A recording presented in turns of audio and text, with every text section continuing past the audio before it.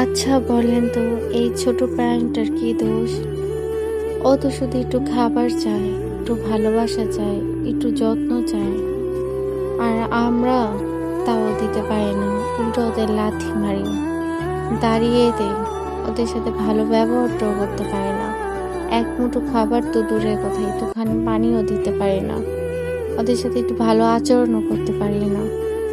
ক্ষুধার যন্ত্রণায় এই অসহায় বিড়ালটা বসে আছে এখানে, একটুখানি খাবারের জন্য।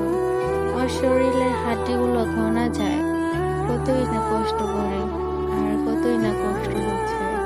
ওরা তো মুখে বলতে পারে না ওদের কত কষ্ট হয় বা ওদের ক্ষুধা লাগছে। ওদের চোখগুলা দেখলেই বোঝা যায়। ওরা শুধু চোখ দিয়ে কান্না করে যায় নীরবে, আর আল্লাহর কাছে বলে যায়, আমরা কেমন মানুষ, চোখ থাকতেও দেখি না, অন্ধের মতো থাকি। অথচ ঘরে আমরা কত খাবার নষ্ট করি, তখন আমাদের আফসোস হয় না। আর এই একটু অসহায় প্রাণীদের খাবার খাওয়াইতে গেলে তখন আমাদের অনেক আফসোস, অনেক হিসাব চলে আসে, তাই না? অথচ আমরাই কত ভালো ভালো খাবার ডাস্টবিনে ফেলে দেই। ওরা শুধু এক বেলা দুই বেলা না খেয়ে থাকে না, এক দুই দিনও না খেয়ে থাকে। একটুখানি খাবারের জন্য কত যে কত জায়গায় যায়, কত লাত্তি গুতা খায়, কত অপেক্ষা করে ঘন্টার পর ঘন্টা বসে, সেটা শুধু ওরাই জানে।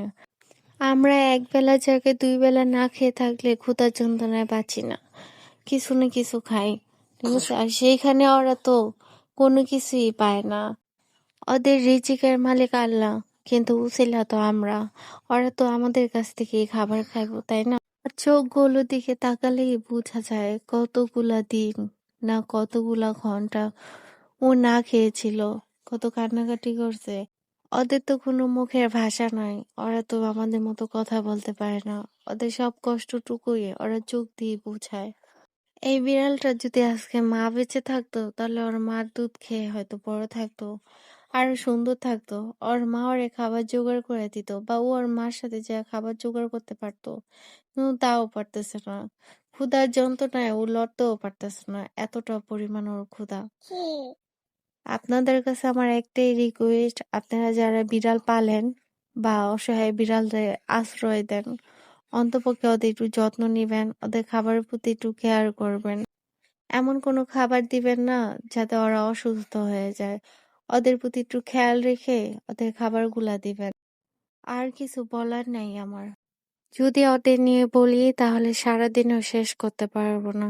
আর যদি এই বিড়ালটাকে নিয়ে বলি, তাহলে ওকে নিয়ে বলার আমার আর ভাষাই নেই। কারণ ওকে দেখলে আমার এত পরিমাণ খারাপ লাগে যে আমি নিজেকেও, আপনাদের বুঝাবো কি করে, নিজেরই বুঝাইতে পারি না।